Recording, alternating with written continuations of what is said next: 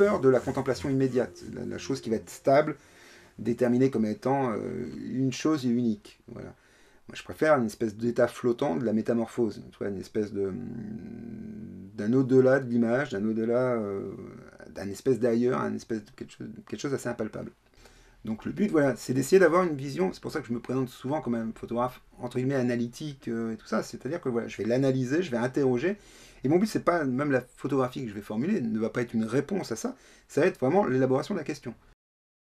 Voilà, le questionnement de Labyrinthe, c'était que cette notion de paysage, c'était de l'interroger. Et là, une des façons les plus directes de pouvoir interroger un paysage, c'est avant tout de le pratiquer.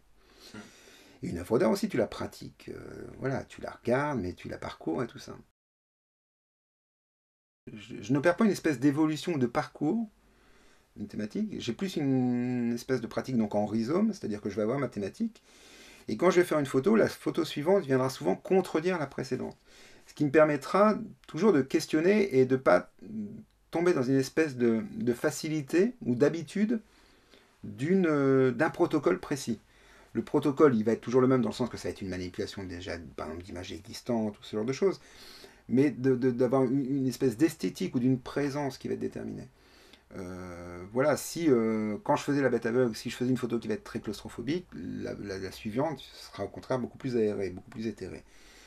Pour les deux labyrinthes, c'est pareil. Si je vais en faire une qui va être assez ironique dans la manipulation d'images, celle qui viendra après sera certainement des fois, par exemple, plus martiale, on va dire.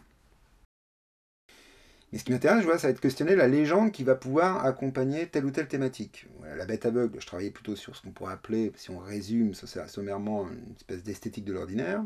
Les deux labyrinthes, c'est vraiment stricto sensu, plus au niveau du paysage. Et mes images, même si une image photographique se veut être une surface biplan, voilà, j'aime qu'il y ait des pleins, des vides, des trous, des appels d'air, des courants d'air, voilà, une espèce de courant d'air du regard, où, voilà, que tu vois une route, mais tu ne vois que cette route, quoi, qui est une espèce de lévitation. Voilà, il y a une des images, voilà, on a une espèce de route sinueuse de montagne, et je l'ai découpée et j'ai enlevé justement tout environnement. Et il ne reste que cette route. C'est une route, et comme ça pourrait être toutes les routes, mais elle n'est pas géographiquement identifiable. Et c'est ça qui m'intéresse. Voilà. Et voilà, on a juste cette espèce de cet espace un peu sinueux, tu sais pas d'où il vient, tu sais pas où il t'emmène. Et voilà, tu es dans une espèce de lieu ailleurs, une espèce de non-lieu.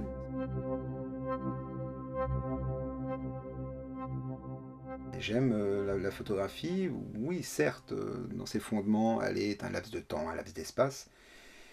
Mais j'aime bien, voilà, qu'il n'y ait pas de temps, qu'il n'y ait pas d'espace. Voilà, cette espèce d'espace d'ailleurs, un peu impalpable, et qui t'amène, oui, obligatoirement, dans un espèce de climat de précarité, de vulnérabilité du regard, où les choses sont un peu chancelantes. La façon dont je vais procéder aussi pour travailler, je vais avoir une espèce de sorte de stratégie d'appropriation, c'est-à-dire que je vais prendre une thématique et je vais essayer, autant que faire se peut, d'avoir une vision la plus exhaustive de celle-ci d'un point de vue conceptuel. Et je vais m'intéresser autant à des pratiques qui vont être du pictural, du sculptural, qu'à une pratique purement photographique.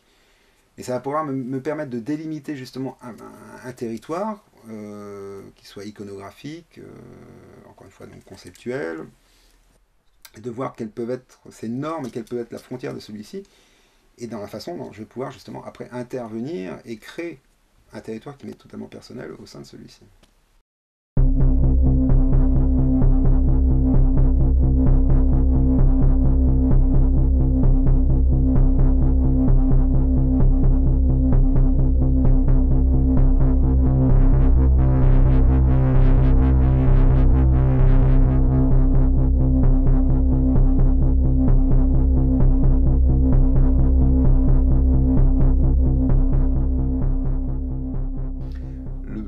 De l'exposition, la scénographie très particulière que j'ai créée pour l'exposition au FACT, ça va être, oui, déjà de créer une espèce de bulle où j'espère le spectateur aura parfois de quoi se reposer, parce qu'il reconnaîtra quelque chose, et puis parfois, voilà, il se retrouvera à une espèce de bord du précipice, voilà, d'avoir une espèce de contradiction visuelle, une espèce de rythme, parce que voilà, une exposition, ce qui est important aussi, c'est une espèce de rythme qu'il peut y avoir dedans.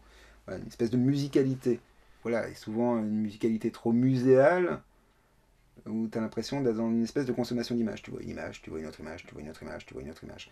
Moi, j'aime que tu vois une image, mais après que tu reviens sur la première image parce que l'autre vient te contredire ou l'autre vient la nourrir. Et une exposition, ouais, c'est une espèce de partition. Voilà, tu vas avoir chaque œuvre va représenter une certaine note, et puis c'est à toi de recréer une espèce de partition.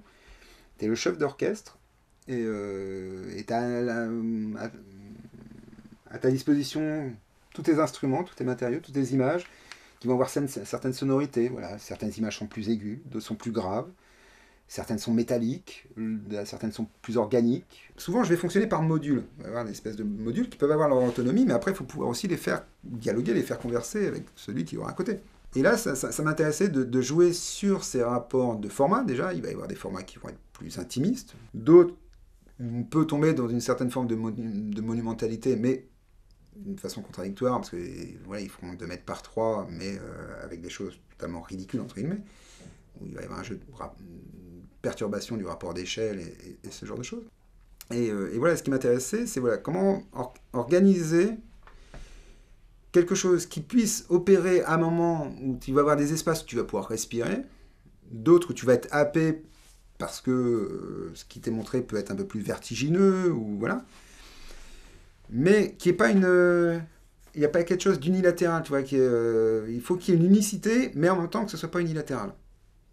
Et donc ce qui est présenté à l'exposition, il y a l'image de l'image plus l'intervention réelle. Donc il y a cette espèce de vision très ironique aussi de la 3 dimensions, mais ramenée à un plan stricto sensu très simple de 3 plans photographiques successifs, où il va y avoir une sédimentation par superposition, il va y avoir cette idée du leurre et du faux semblant aussi avec le vrai scotch et le scotch photographié.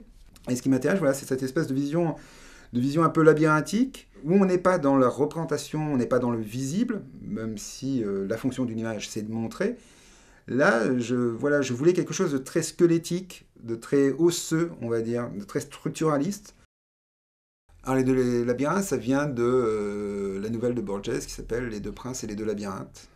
Voilà, où c'est une espèce de combat, de dualité, où chacun veut prendre le pas sur l'autre en construisant l'œuvre absolue ou ce genre de choses. Donc cette espèce de... Voilà, je trouvais que c'était une nouvelle qui fonctionnait sur la dualité, qui fonctionne sur l'espoir, mais aussi donc contradictoirement le désespoir, sur l'appropriation d'une chose, mais aussi donc malheureusement cette disparition.